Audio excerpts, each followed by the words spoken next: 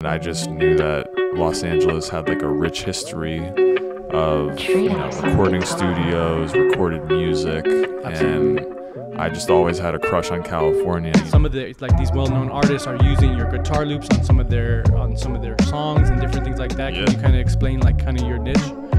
Yeah, for sure. Well, like you said, I'm a guitar player. I've been playing guitar for like 25 years. I studied jazz and all that, and I just come from a real player background, and I would always bring my guitar to the session. I'd be playing something, and people would be like, "Oh my God, what was that?" And I was like, I don't know. I was just playing some stuff. They're like, "Wait, do that again." So I kind of quickly found that they're the actual playing of the guitar is something that I can really bring to these sessions of value. So basically, you were in the industry. You didn't really you knew that you wanted to be that you were going to be in music, but you didn't really know where you're going to be of most value until you started kind of just practicing or playing the guitar in front of other people, and then they were like, "Hey, this is keep playing that," and then that's when you were all right, this is what I gotta tap into more. Now I look back on that time and I'm just man, I didn't even know that no, it's my guitar playing is my thing. Hey, what's up, guys? This is Brandon with the Hefé Media Podcast, where we sit down with game changers in their respective industries. Today, I'm sitting down with music producer Jeremey Lawrence, TREEHOUZ. The purpose of today's episode is to learn how music and marketing mix. Thank you for being here. Thanks for having me. Absolutely, absolutely. How have you been? I haven't seen you in a long time. I know I talked to you over the past couple of weeks, telling you that I saw you at an event, and I was trying to talk to you, but I was talking to somebody else at that moment, but wanted to reach out to you to do a podcast because I think you have a beautiful mind, especially in the music industry. So I'm glad that you're here. Thanks so much, man. I appreciate that. Yeah, it's good to catch up with you again. Absolutely, absolutely. So there's so many different things that I want to cover today, but just to kind of give some context into who you are, your background, can you kind of elaborate a little bit on who you are and what your brand is? Yeah, for sure. My name is Jeremey. I go by TREEHOUZ. Some people call me Tree. I do music production. I play guitar. I do a lot of instrumental beats. I produce artists, and just having a blast here in LA. Awesome, awesome. And then you told me you're from Jersey. Yeah. And you moved out here how many years ago? Coming up on 9 years. Okay. Yeah. And when you moved out here, you were with the intention to tap more into your music career? Yeah, I was actually living in New York at the time, and I was getting more into recording music, producing, and I just knew that Los Angeles had a rich history of recording studios, recorded music. Absolutely. And I just always had a crush on California. I have some cousins out here, and they were always just oh, my cool California cousins, Oh, really? Yeah, so I just always liked California.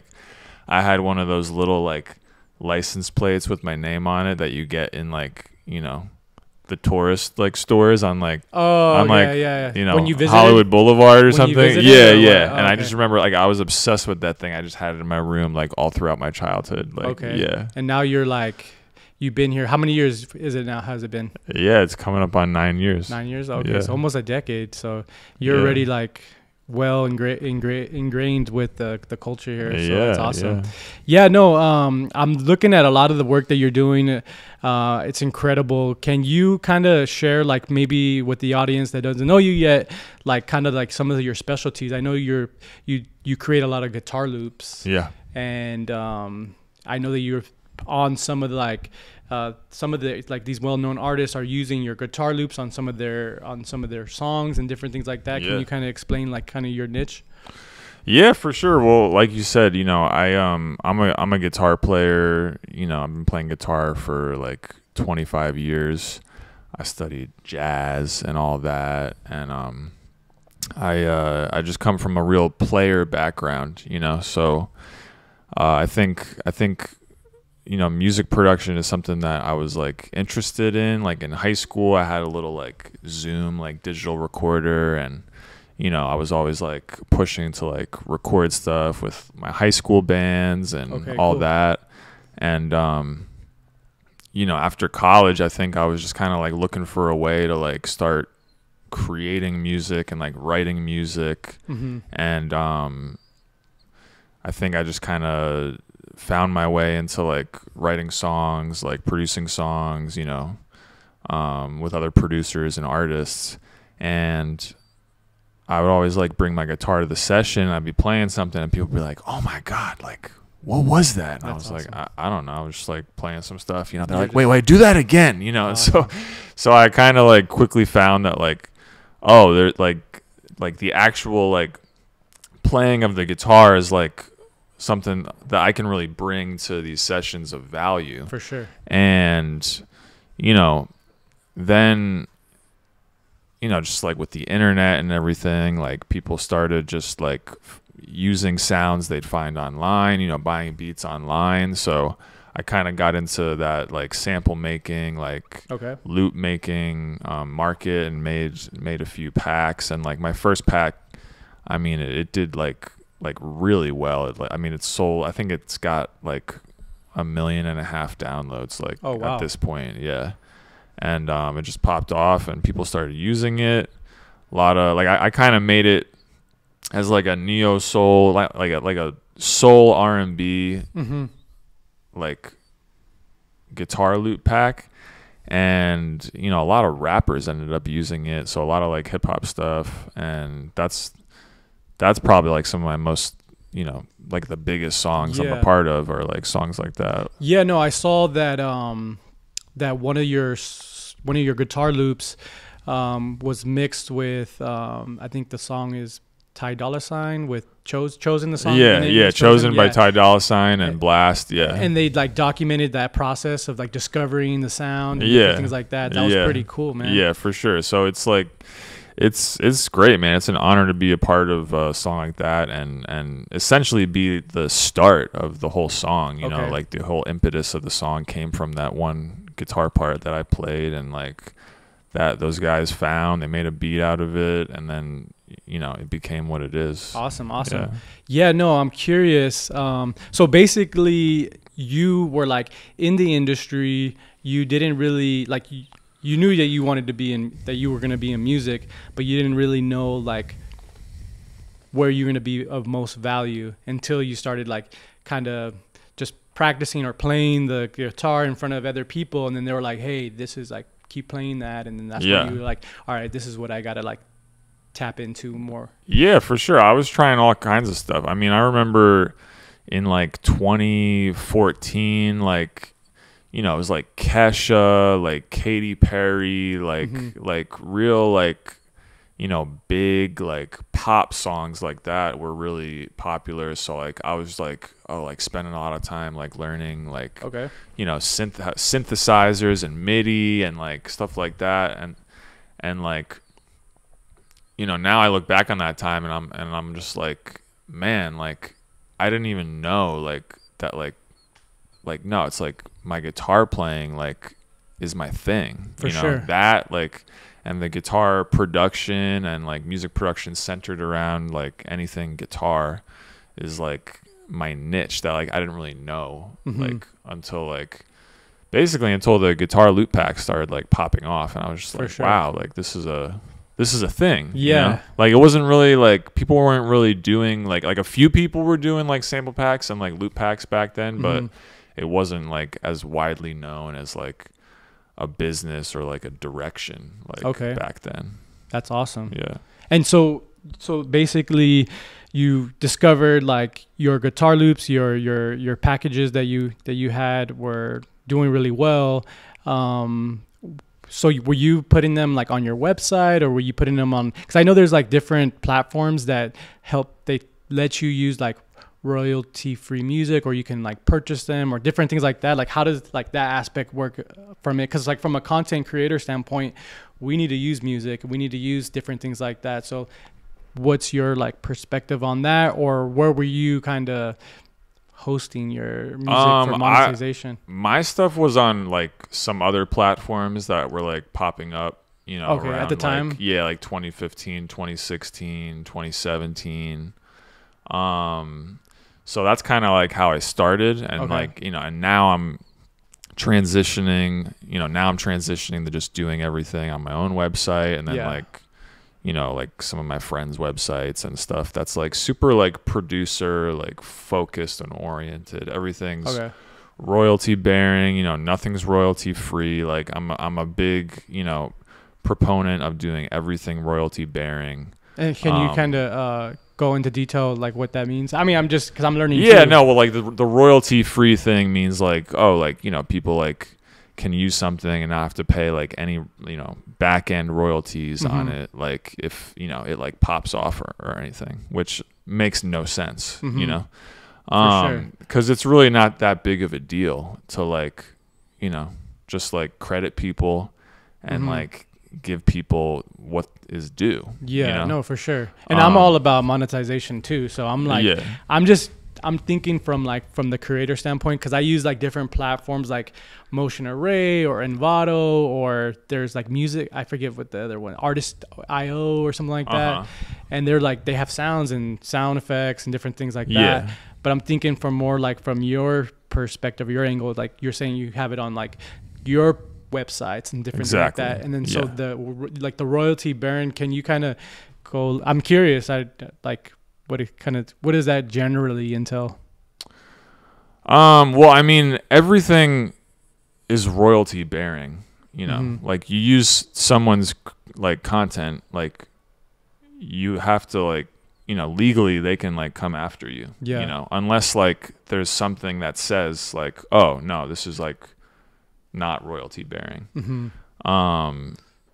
Yeah, is that kind of what you mean? Yeah, no, well, because I'm curious, like, for example, like you have your guitar loop, for example, one of your guitar loops on your website, and like, how do you categorize it for use, is what I mean. Like, how can someone like use maybe one of your sounds? Do you have to like, what's the process of that? Oh, well, all I got to do is buy it, download it, and, you know, press play, really. Okay. Yeah.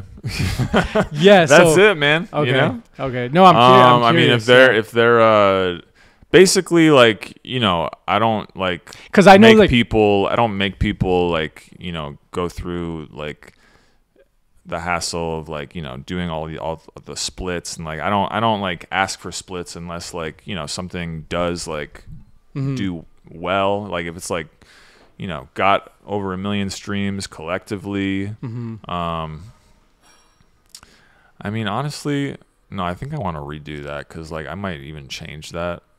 Like that's kind of what I've been doing lately, but like ultimately it's like, yeah, I'm like, the answer is I'm selling the packs, you know, maybe like $25, $30, $50 a pack, you know, and for that price you get to download the sounds and like use them, you know. Okay, cool. You get to like have that experience of like making something. For sure. Then it's like, you know, everything's royalty bearing, because like it's my sounds, it's those sounds that are like basically, you know, starting like the creative process. Yeah.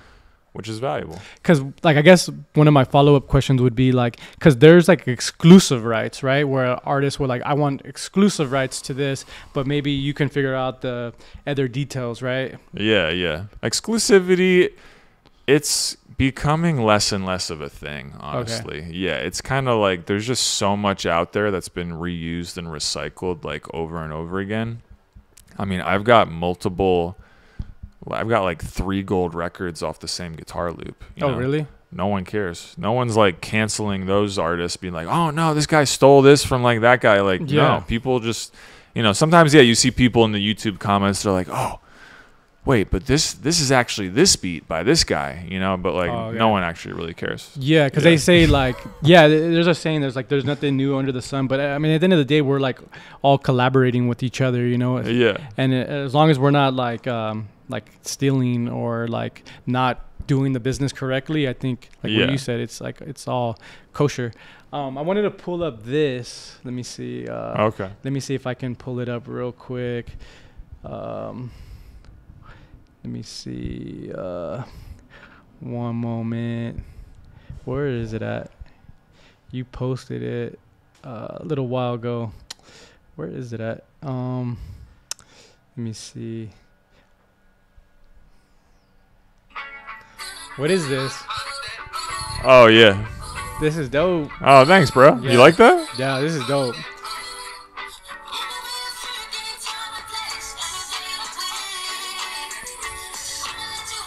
That's dope, bro. Thank you, That's man. fire.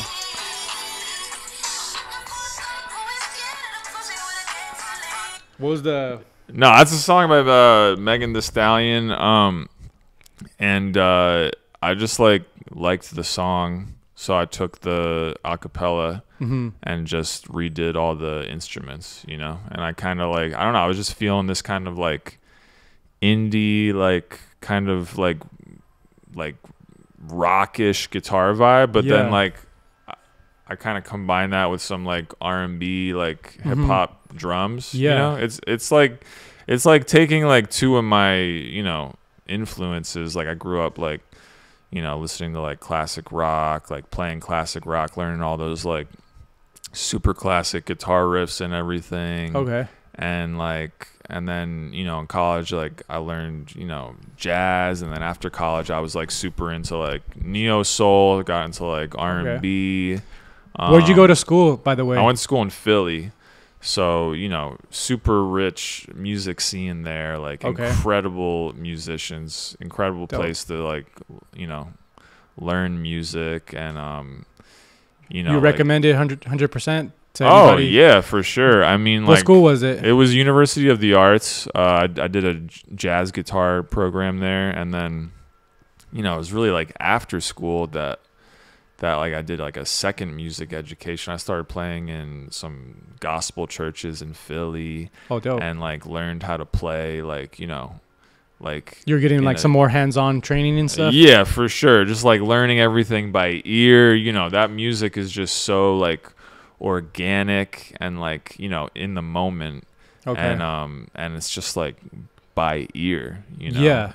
So you're able to pinpoint different notes and sounds just through the practice of doing it. Yeah, for sure. I did that for years, and you know, there's just a super rich soul, and you know, Philly soul. You probably have heard that term, and there was this whole neo soul movement that happened in you know, the 2000s, Erykah Badu, Jill Scott.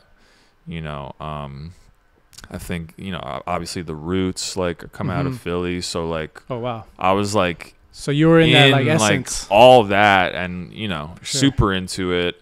So yeah, I, you know, I have eclectic influences. So I'm just always kind of naturally combining stuff. That's that. What's up. That's awesome.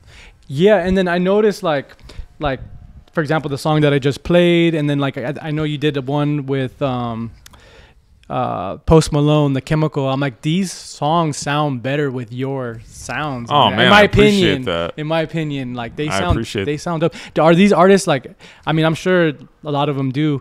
Are these guys hitting you up and wanting to? Actually, the one with Megan Thee Stallion, that was a remake of this song from the 90s, and that writer who wrote that song, he did hit me up. Yeah. Oh, really? So we've been chatting and kind of sending stuff back and forth. That's awesome. Yeah. No, because I mean, I listened I was listening to your sounds, and then I was listening to the original, and I was it sounds even better. Oh man, I appreciate that. with your touch. Oh, it's so to nice. It. Yeah. Thanks, man. I appreciate that. Yeah, no, it's incredible. I wanted to ask you, because this is kind of in a way a business podcast. Yeah. I'm curious, from your perspective, how music influences consumerism. Do you have any perspective on that?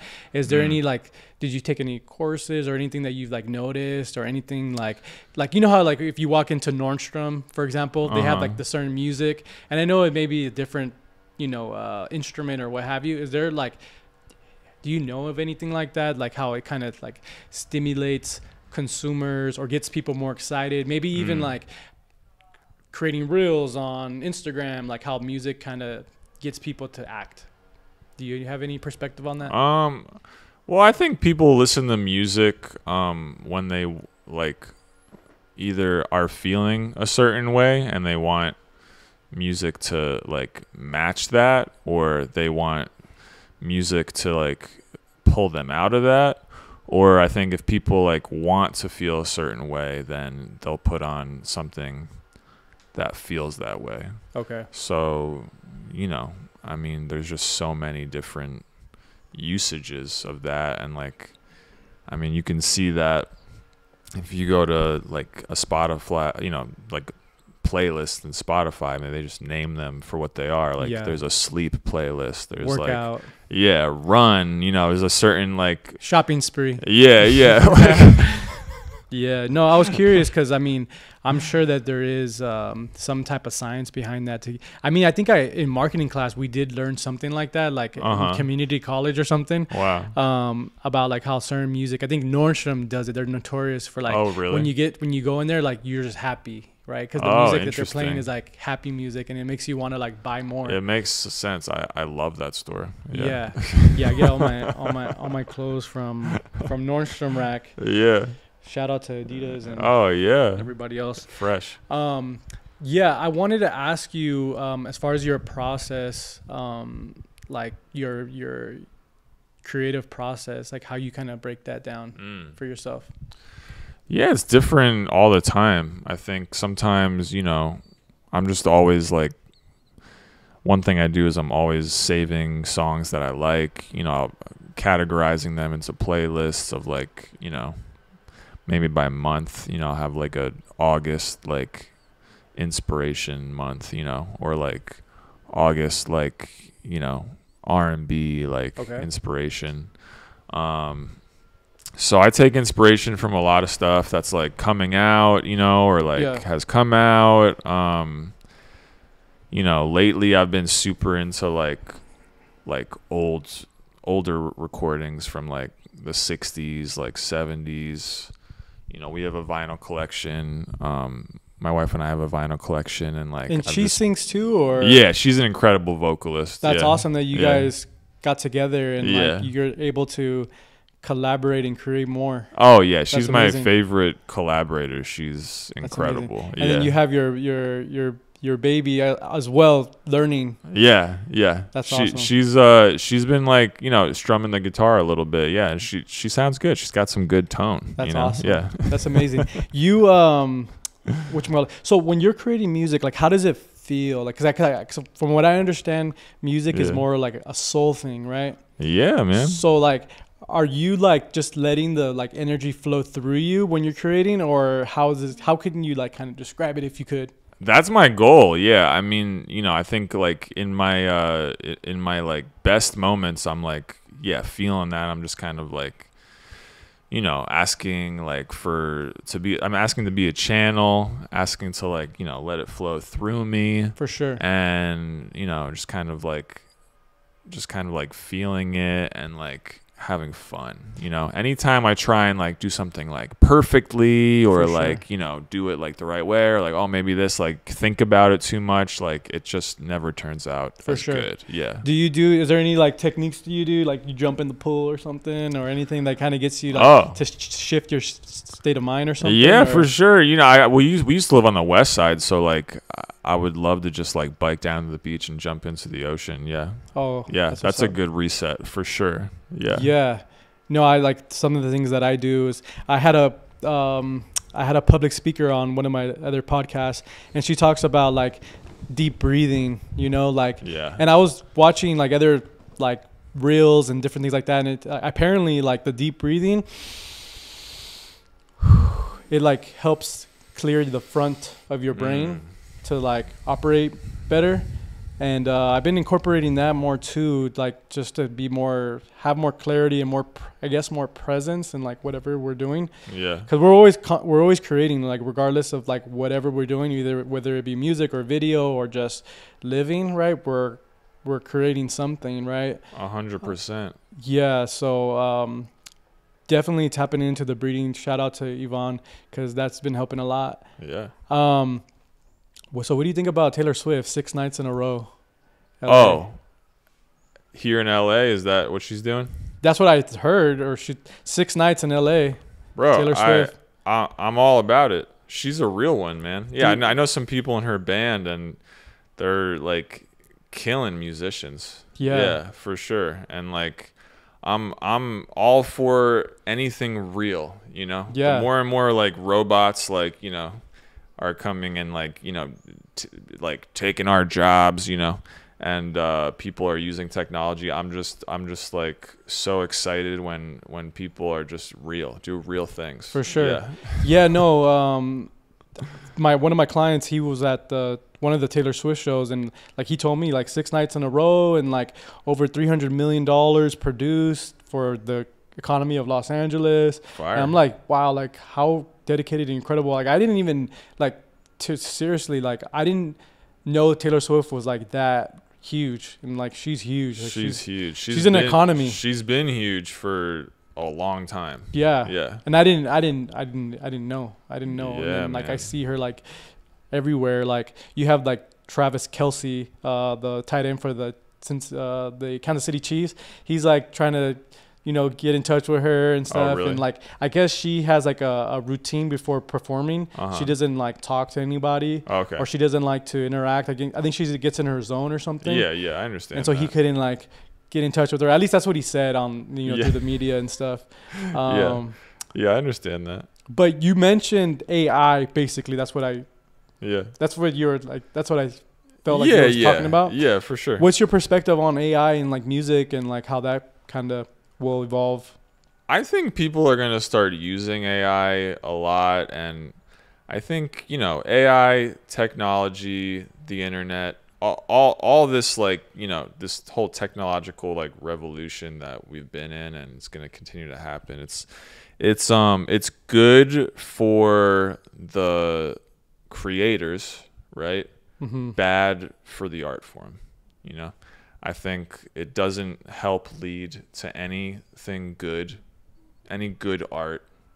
But I think it makes it easier for people to like make stuff and like complete stuff, you know, and it makes it faster, which, you know, is in capitalism is better, right? Yeah, faster is better. For sure. But it's not necessarily better like for the product. The quality, Yeah. No, but I think some of my perspective is like the human touch is never going to go out of style. Like that's just from my perspective. Yeah. People say, oh, AI this, AI that. And I really like have no fear. I mean, I was talking about like the podcast AI that like cuts it up in like 10 minutes versus like sitting down for a few hours or whatever. Right. But I think like the human touch and another thing too is like, I think in theory, like it will just create higher demand for actual artists like yourself, you know? That's what I'm hoping for. What I can see happening is just like, you know, a whole bunch of like AI music coming out, like, you know, being out there, and like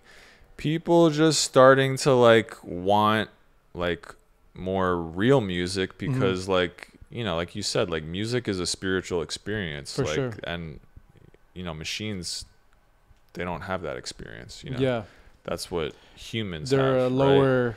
So vibration, right? Yeah. So I well, like they don't have that kind of like consciousness, you know? Yeah. So that's kind of like where I see it going. I see it kind of like coming back to like a more like organic, like real, like music made by people. I think like that's gonna be like highly valued, you know, pretty soon. Like it's gonna like continue to go up in value, right? Yeah. Okay. And I had a few other questions. So I was asking you, like, so what are you doing? Like, what are your projects are you taking on? What direction are you kind of going in? I think you said you're making like guitar loops. Yeah, making a lot of guitar loops, recording a ton of guitar. I got like 3 loop packs coming out in the next couple months. Ton of beats. I'm collaborating with a bunch of other producers and artists, producing some artist stuff. I got some major label releases coming out. Dope. You know, I think this in the fourth quarter, and I just got this like cassette like tape recorder. I'm just like so interested in like recording like analog and like recording to tape. So I think I'm just gonna play with that, like, you know, because it's like a different sound, right? It's like yeah, it collects man, it differently. Yeah, totally. Like, you know, anything going from like analog to digital, like something's lost. It's just like, you know, it's just a bunch of ones and zeros, you know. So like I've just really been into anything recorded to tape, you know, like listening to vinyl. So I got this like 4-track recorder, and like I'm starting to mess around with that, and like, you know, maybe I'm thinking I might just start doing some like solo stuff, like as an artist, you know, TREEHOUZ as an artist, and just doing some like guitar instrumental kind of music and seeing where that goes. Maybe collaborate with some vocalists and have some fun. Yeah, no, I know. I remember I went to one of your. It was like I think it was before the pandemic. It was with a few different artists. I don't remember the band name, but it was at a house. I remember. Oh, my band, yeah. I have a band called Montragold, and it was like, I think the girl was like the main singer. It was like a girl, and then there was a drummer, and then there were my wife Io and Lily. They both trade off lead. Oh, really? Yeah, oh, and they nice. sing together like in harmony, and like, you know, they do like unison stuff, and awesome. Them two together is like. So you guys are still together, that band? Yeah. Montragold's still together. Okay. Like, everyone's a professional musician, so everyone's just like kind of been on their hustle lately. You know, my wife and I, we just had a baby like 9 months ago. So congratulations. You know, thank you. And we're just That's like, awesome. you know, adjusting to all that. Sure. It's a lot of work, huh? It's a lot of work, yeah. And not the most sleep or what? No, well, we're getting better sleep now, because now she's sleep trained. So okay. Yeah, she sleeps like 11 or 12 hours. So she needs it more, right? Yeah. She needs to sleep. Yeah. So no, we're still a band. We actually we have a few songs coming out like this fall, and we just had a song that was synced in a movie. It's called Gratitude Revealed. Mm-hmm. It's like this beautiful movie about like all these like different people and their take on like what gratitude is. Okay. Know? Cool. And our song was called Gratitude, so they synced it, so like it plays in the end credits and the trailer. Okay, cool. So like, you know, there's some stuff happening, but yeah, I think we're gonna start like really ramping up this fall. Awesome. Yeah. And then I know you mentioned like the movie. I know it's a different subject, but like, what's your perspective on like what's going on with the movie? I think it's similar to like the AI. Oh, and, like, yeah. The strike. Like, the strike. The actors and writers strike. Yeah. Yeah, I think you know, I hope the actors and writers get what they want, what they deserve. Mm-hmm. You know, and they deserve like way more than they're getting, for sure. Yeah. Yeah. I mean, like, writers and actors are being paid less and less over the years. You know, I talked to like musicians who, you know, sang in movies and stuff in like, you know, the 80s and 90s, and like the checks used to be bigger, man. Yeah, they would get like now. Residuals, right? Like mailbox the residuals. Money, right? The residuals used to be way bigger. Like, how does that make any sense? You know? Yeah, because everything is more now. Like, it's more everything. Pretty much. I mean, I think it brings up like an interesting point. Like that, like one main point I heard is like it's bringing to a head this question of like whether streaming is actually sustainable for anyone. You know, because like these executives are saying like that what the, you know, writers and actors are asking for is like it's not even doable. And it's like, if you think about it, it's like, how does it even make sense? Like, all the content we get for like $16 a month, it's like crazy. Yeah, you're talking about like Netflix and stuff like that? Yeah, like all those movies and shows, like hundreds and hundreds of titles for like $16 a month. That's insane. The money just doesn't add up, you know? And you mentioned streaming. What about like Spotify and like different things like that? I mean, because they generate their money off ads and like the premium services. Yeah, right? No, Spotify is the same, man. Like all these like platforms, they're all the same. They all pay out the creators like shit, and you know, they're all just trying to like basically form a monopoly and like corner the market, and like, you know, you can make like, you know, a living if you like, if you like are getting like good streaming numbers and own your masters, Yeah. I know people, they're making like whatever, a few thousand like For dollars a month or something. But it's like also if you're getting like 1 million streams a month, like we need more. That's a lot. What's your perspective on like Jay-Z? I know Jay-Z, he takes all his music off of the streaming stuff. Like you have to go buy his music, right? Yeah. Or like if he does have his music, from what I understand, it's like only a few songs. It's not like all the content. Yeah, I respect him for it. Yeah. And someone just told me that Tidal, like, it doesn't even show like the numbers.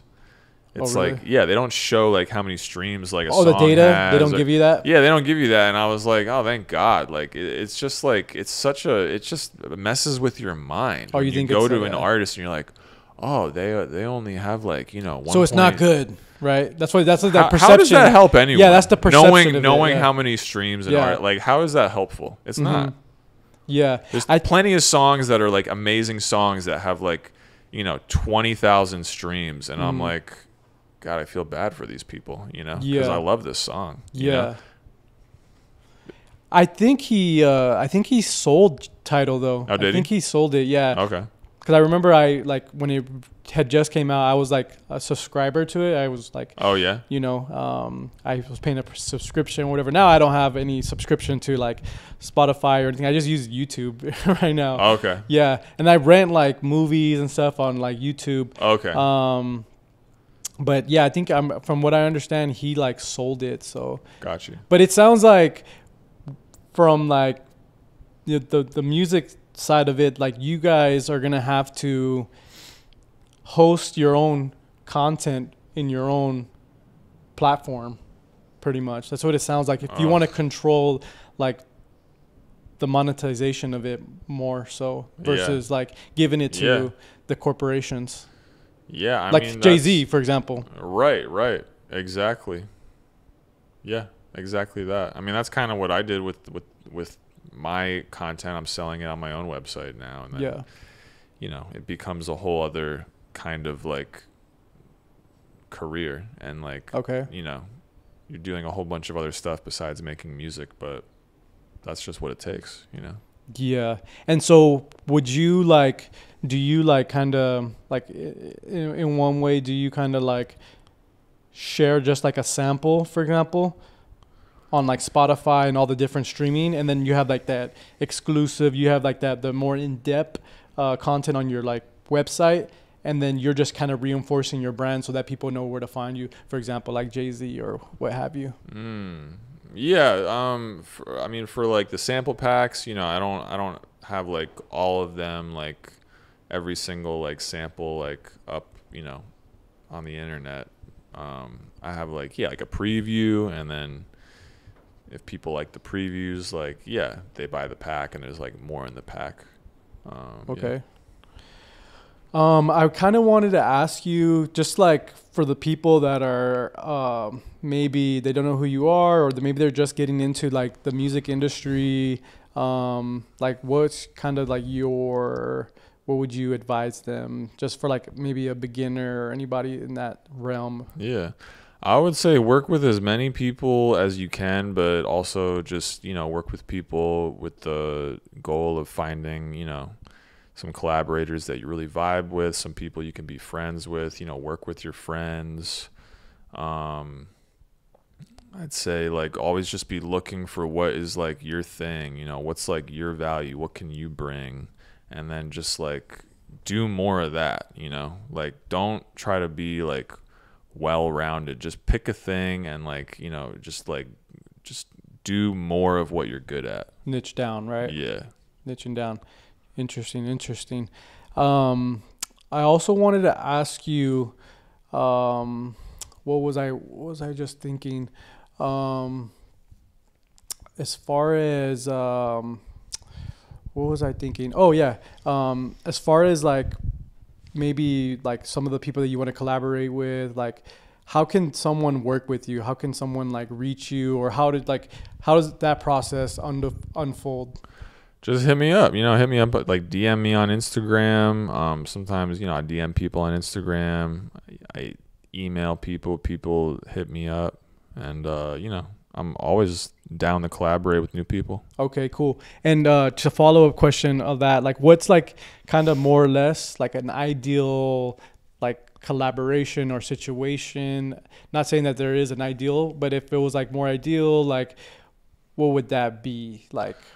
I mean, it's always different, you know. I'm down for any of the above. It's like are you down to go on tour, different things like that? Are you open to that type of stuff? You know, right now I'm not like super like looking to do stuff on the road because you know we have a baby at home. Sure. But just to kind of elaborate on like my question. Yeah. I think like you know, so sometimes like to start like I'll send you know. Like I'll send stuff to people. I'll send a bunch of like guitar vibes to people. People will send stuff to me. We'll work that way. You know, maybe we'll just like connect on the phone. You know, maybe like eventually we'll work in person. You know, just like vibe with some ideas. I love to work with people who like, you know, can like play an instrument, who are like incredible singers. You know, stuff like that like really inspires me. Cool. Yeah, no, I didn't know. Like if you're like just like looking to create the music and kind of just, you know, send it off to the whoever you're working with, or if you're looking to be like on tour with Taylor Swift, or you know what I mean? Like I was just curious on that. But I got you. Like you just had a baby and stuff, and of course probably wouldn't be the proper time right now. Yeah, but no, I don't want to miss any of these moments, right? These moments, yeah. Yeah, no, that's awesome. I had like another question. As far as dude, it's like it's going over my head now. Oh no, yeah, we covered a lot of good stuff so far. No. Oh yeah, you said it because you said it and it triggered it in my mind. Okay. Is there anyone like that you admire that inspires you? Like it could be your family, or it could be like any like musician or anybody's work ethic. You know, like. You know, LeBron James or somebody. It could be anybody, you know. Just to kind of get a little more in depth on like your like. I think like you know, two people who I really look up to. I love Quincy Jones. You know, I read his biography, and like you know the Netflix doc was kind of like you know also super biographical, and like I really respect him, like what he's done. You know. Like Off the Wall and like Thriller, like these are just like classic albums that are timeless. You know? For sure. And I just love his journey. Just like coming up as a real musician, you know, like and just like it was just like really cool to see how he went from like jazz to like then he got like a job at like a record label, and then like. You know, he started like working with pop artists, and I really respect him. I see him as like a true like producer, you know, someone who just like can see everything, brings like all the best people from like all the different like parts of making a record together to make like, you know, a timeless album, you know. So I respect him. And honestly, Arnold Schwarzenegger is one of my other heroes, man. I just really love that guy. What's his slogan? What? Hasta la vista or something like that. Oh, like no, I think his work ethic. Yeah. I'll be back. Oh, I'll be back. There you go. Yeah, no, I mean, I just love his story, and like I love his perspective. Just like be useful, you know. Yeah. And yeah. Awesome. Yeah. What about have you heard of Rick Rubin? Oh yeah, Rick Rubin. No, I was like super into like Rick Rubin for a while, and just like I think like I'm coming across his content a lot. Rick Rubin seems like one of those guys that just has like a special thing that's like hard to put your finger on, you know, and but that is like obviously like super helpful for artists and helps them make incredible work. Awesome. So I definitely highly respect him too. Yeah, no, there's so many different, especially in the music industry. There's like you guys are so creative, incredible. You're flowing, you know, you're letting the magic flow. And I think it's a beautiful thing. Thank you, man. Thank you. Well, I want to thank you for being here. It was a great day here at the Woodrow Wilson House. Yeah, thank you for having me.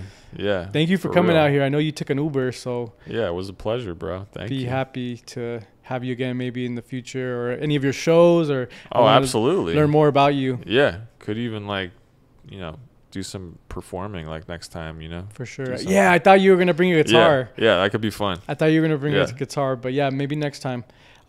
So yeah, this is Brandon with the Hefé Media Podcast. Until next time. Boom. Boom. Treehouse on guitar.